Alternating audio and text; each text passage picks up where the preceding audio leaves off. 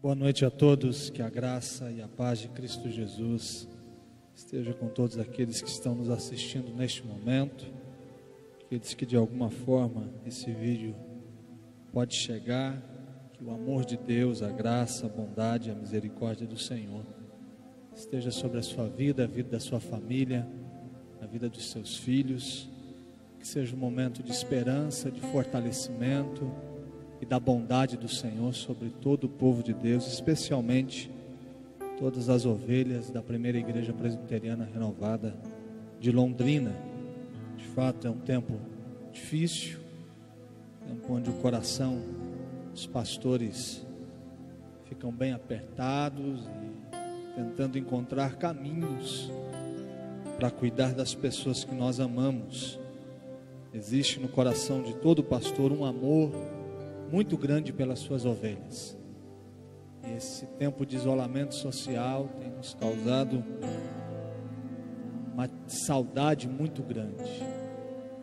Que vocês possam orar pela igreja, orar pela liderança, pelos pastores, e por todos aqueles que de alguma forma estão tentando encontrar os caminhos para trazer esperança e a palavra do Evangelho aos corações de pessoas que sofrem.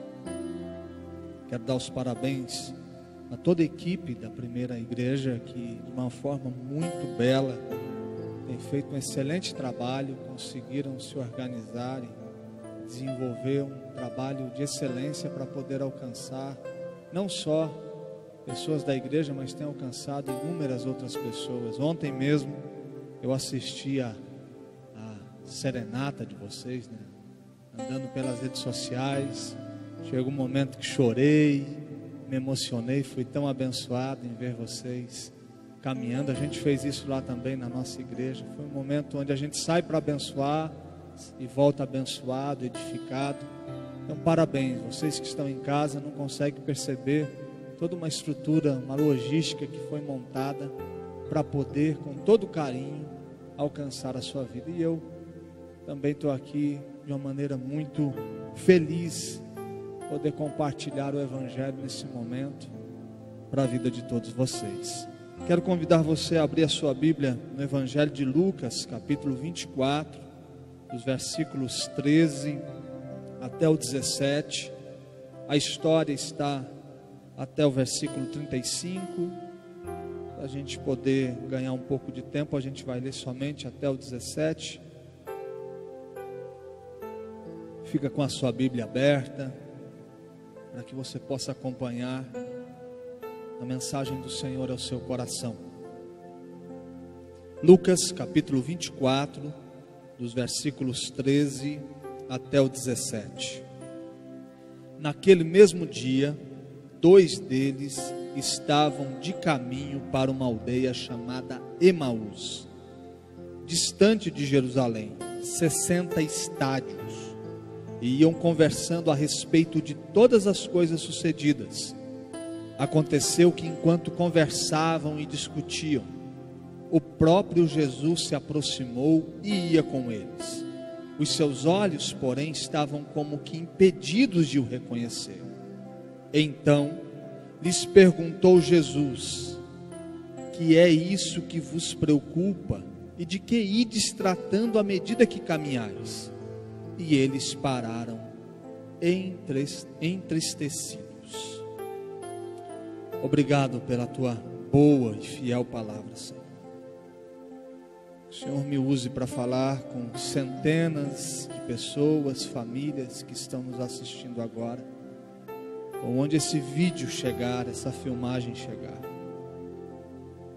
O Senhor nos chama para falar do Senhor, mas é o Senhor que nos usa para falar de si mesmo. Nós não temos condições de falar do Senhor a partir de quem somos, mas o teu Espírito que habita em nós fala do Senhor por intermédio das nossas vidas.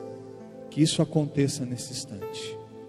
Que a palavra do Evangelho e da esperança possa agora brotar em cada sala, em cada coração, no quarto, gente que está ouvindo, pode ser até no seu trabalho, gente que está com o coração apertado, que agora a tua palavra encontre lugar em boa terra, essa boa semente do Evangelho. Em nome de Jesus nós oramos.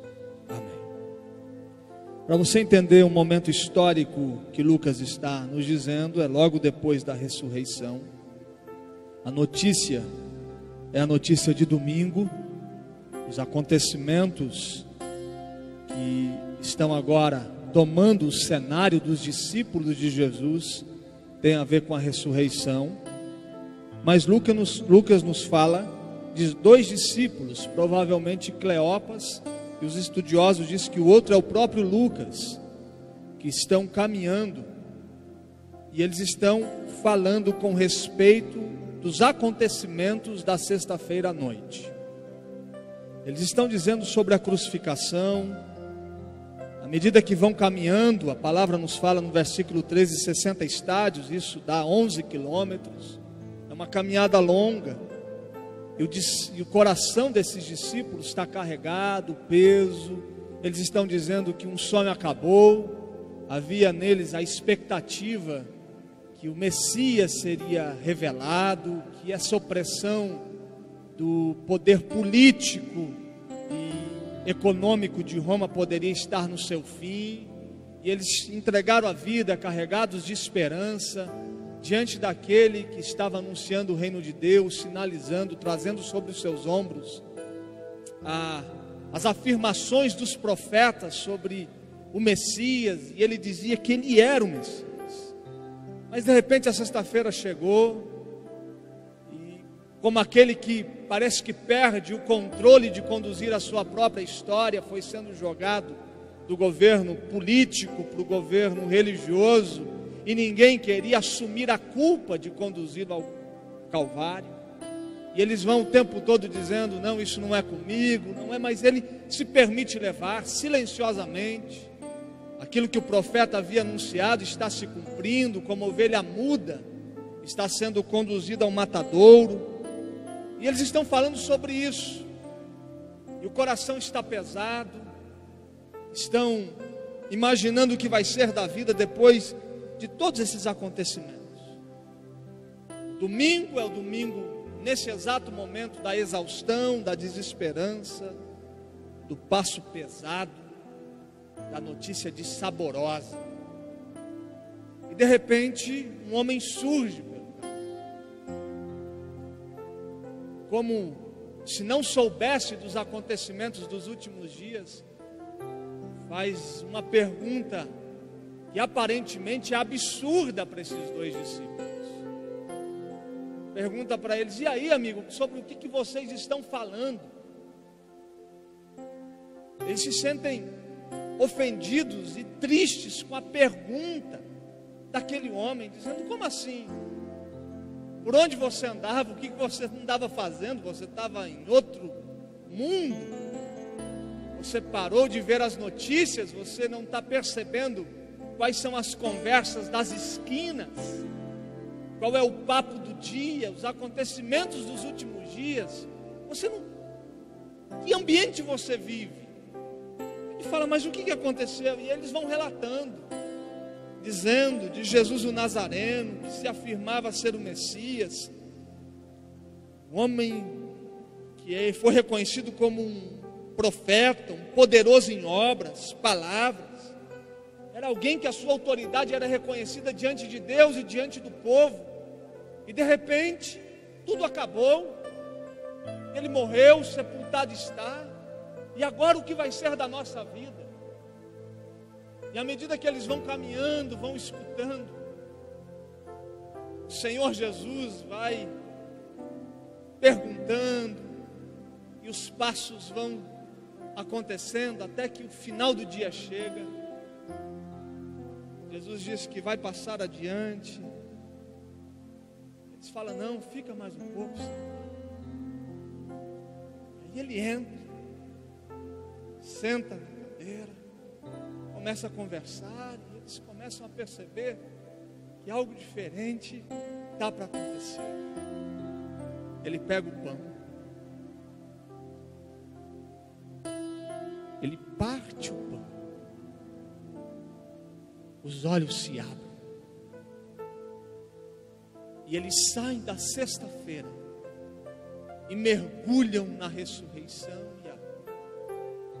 Eles saem da notícia da sexta-feira e começam a contemplar a beleza da mais recente notícia daquele dia, porque diante dos olhos deles, aquela cena se repete, do partir do pão, as mãos, o pão e as palavras de Jesus começam a fazer sentido diante da desesperança daqueles dois discípulos. E eles olham um para o outro e dizem: nosso coração não ardia enquanto ele falava. E o que eu quero que você entenda a partir dessa história? Que o mundo está nos convidando a viver sobre uma realidade que tem os contornos da sexta-feira. Se a gente liga o jornal, é um convite para mergulhar na desesperança, na desilusão, no sofrimento, na dor, na angústia, numa caminhada onde a gente não consegue perceber quais vão ser os caminhos daquilo que nos conduz. Os nossos dias, há 2 meses, têm sido sobre os contornos da desesperança, das perguntas sem respostas, das notícias que a morte parece que deu a última palavra sobre os grandes sonhos. Estamos impedidos, os nossos pés estão pesados, a nossa cabeça está borbulhando diante de inúmeras e mais pesadas notícias. Os nossos olhos, de vez em quando, escorre uma lágrima. A gente sente uma insegurança econômica. A gente olha para os nossos filhos, para a nossa casa. Os pastores olham para a sua igreja. E a gente vive a cada dia sendo convidado para existir sobre os contornos da sexta-feira. Agora eu quero que nessa noite, esse encontro divino, essa presença que aquece o coração, o Nazareno, te tome pelos braços e te coloque no ambiente onde a ressurreição e a vida dá o sentido e o significado e nos empurra para a existência. Mas eu gostaria que você entendesse algumas coisas. A primeira, essa paciência divina diante da nossa incapacidade de percebê-lo diante da nossa realidade difícil. São 11 quilômetros, onde ele está ali do lado, caminhando um passo após o outro, 11 quilômetros. E eles estão reafirmando as notícias de sexta-feira. E ele está dizendo: tem uma nova e boa notícia que já está aqui, encarnada, ressurreta, e os olhos não se abrem. Já era domingo, e Cleopas e Lucas viviam como se fosse a sexta-feira. Já era domingo, e eles viviam com o coração do último acontecimento da sexta-feira. Já tinha o túmulo vazio, e eles viviam como se o túmulo ainda fosse habitado. A notícia da ressurreição já era perceptível e já havia alcançado o coração de alguns discípulos, mas eles viviam como se ainda ele estivesse morto. Quantas vezes o nosso jeito de existir, a nossa forma de conduzir a nossa vida, tem muito mais relação com a notícia da sexta-feira. Quantas vezes a maneira como nós pensamos sobre o que vai ser da vida, e diante da desesperança que insiste em nos conduzir a gente começa a afirmar uma existência que quer fincar as suas raízes e existir sobre a notícia da sexta-feira do túmulo vazio. E aí vem o paciente amor de Deus, esse Cristo que vem ao nosso lado e vai nos conduzindo a uma história onde ele diz: a última palavra quem dará será sempre eu. E à medida que a gente vai caminhando de maneira paciente, ele vai se revelando, ele vai nos mostrando quem tem o controle sobre todas as realidades, que nas suas mãos foi dada toda a autoridade no céu e na terra, e a última palavra sobre todos os acontecimentos da vida está sobre as suas mãos. E é nesse ambiente que a nossa fé repousa, é nesse dia que a gente vive, é nesse ambiente que a nossa história é escrita, é nesse lugar da ressurreição e a vida que a igreja do Senhor Jesus Cristo está descansando e vivendo e escrevendo os seus dias e a sua história. A segunda coisa é esse contraste entre tão grande salvação que vai nos atingindo e se mistura com as nossas dores, com os nossos medos, com os nossos pavores, com a nossa tristeza. É uma história que nos absorve, que nos toma, mas ao mesmo tempo ela está invadindo as nossas lágrimas, a nossa desilusão, e esse contraste entre uma salvação que se opera em corações vulneráveis, em mente que oscila, em gente que se abate, em gente que acorda cheio de coragem na segunda pela manhã, mas chega ao meio-dia ele está entregando os pontos. A beleza da salvação que é construída em meio à vulnerabilidade do nosso coração. O Cristo que vai se mostrando, se revelando e vai nos abraçando diante dos medos que a gente está tendo, de imaginar que a vida poderá ser experimentada sem a sua presença. Pacientemente o Nazareno caminha com seus 2 discípulos, e ele não incomoda se ainda não foi percebido como ressurreto. Não há um juízo divino sobre a consciência desses homens, não há um apontamento de culpa, não.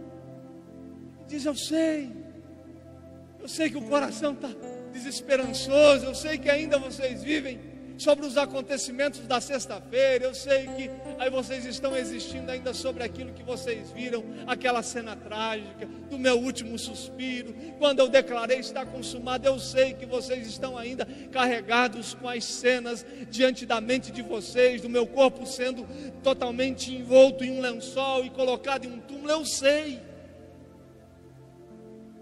mas já vocês vão perceber que eu estou trazendo vocês para existir sobre uma outra realidade. É esse coração que é salvo pelo Senhor, e à medida que vai sendo salvo por Ele, vai sendo salvo dos temores, dos medos, das angústias, vai sendo pacificado.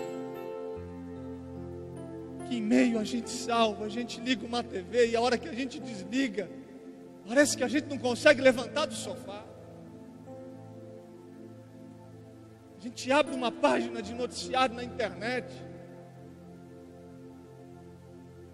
a gente congela e a gente chora, e a salvação de Deus vai operando entre esse coração que tem uma tentação de imaginar que os contornos da existência se estabelecem a partir da sexta-feira, mas ele pacientemente vai nos conduzindo para o domingo.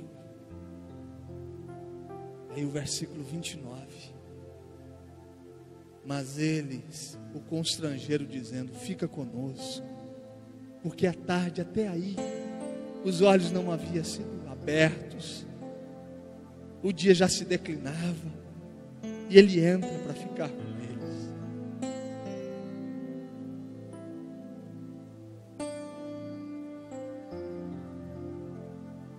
E aconteceu que quando estavam à mesa, toma ele o pão, abençoa. Está lembrado disso? Teve a Páscoa. Olhe para o pão. Não lembra algo? As mãos são as mesmas. Tem furos nela, mas essas mãos, esses dedos, olhe para as mãos dele.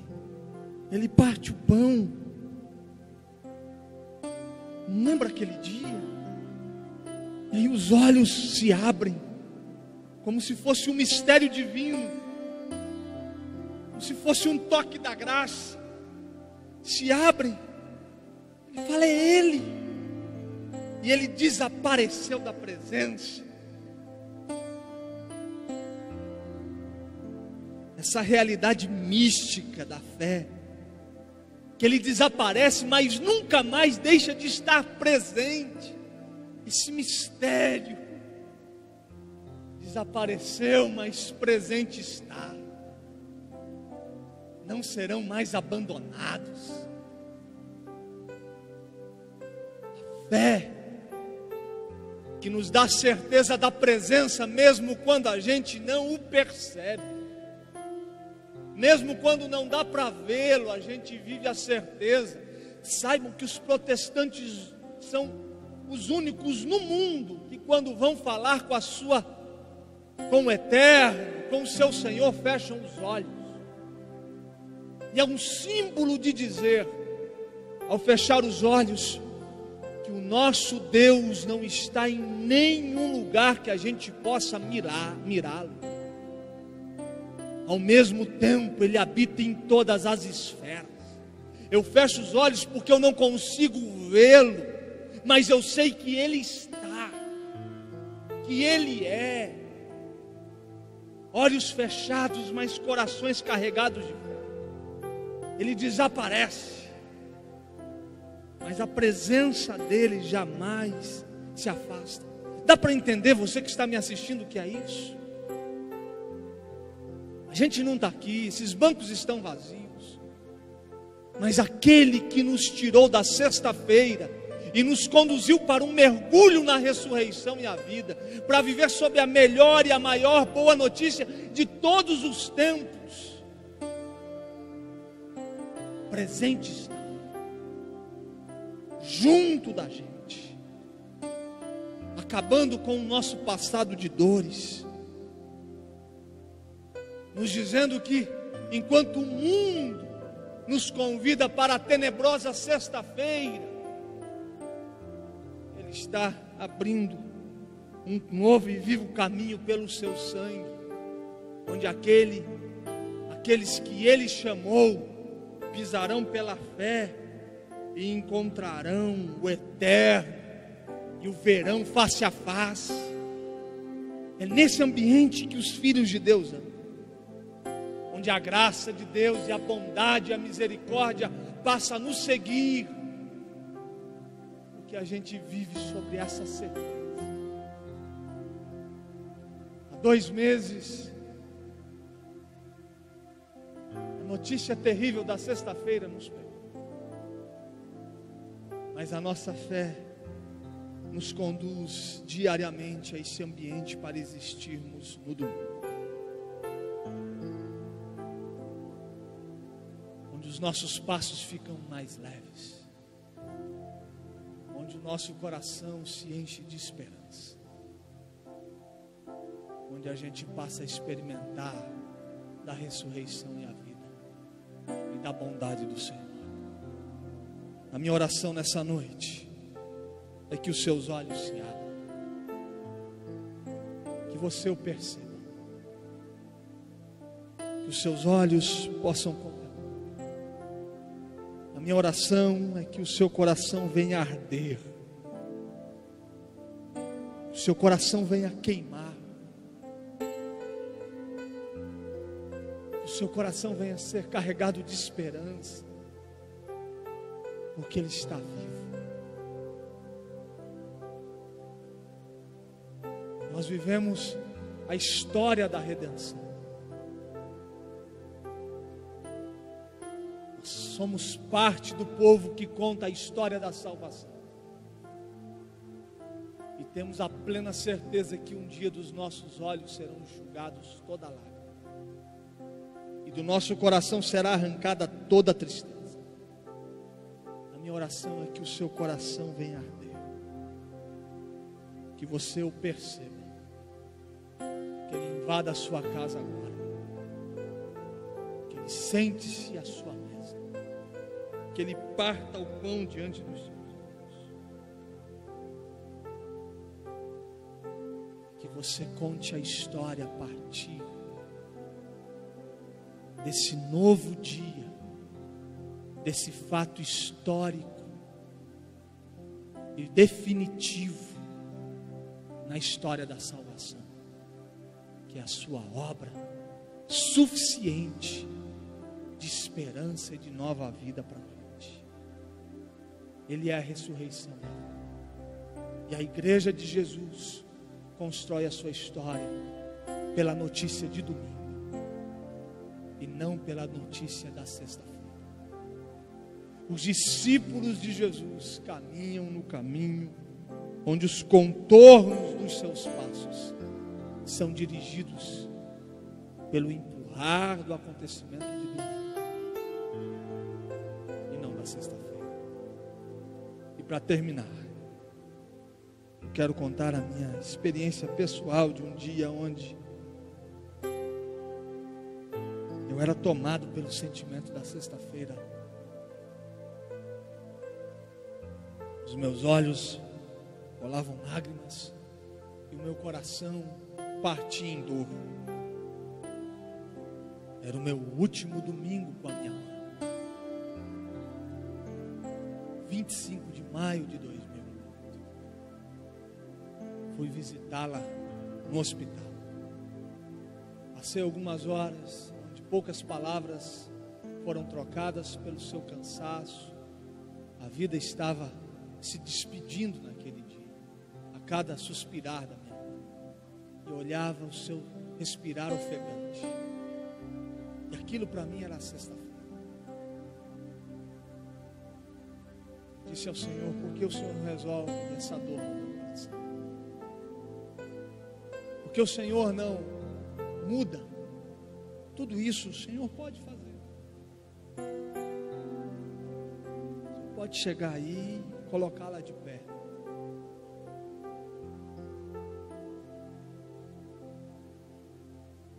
Aí, de uma maneira graciosa, meu coração foi sendo consolado.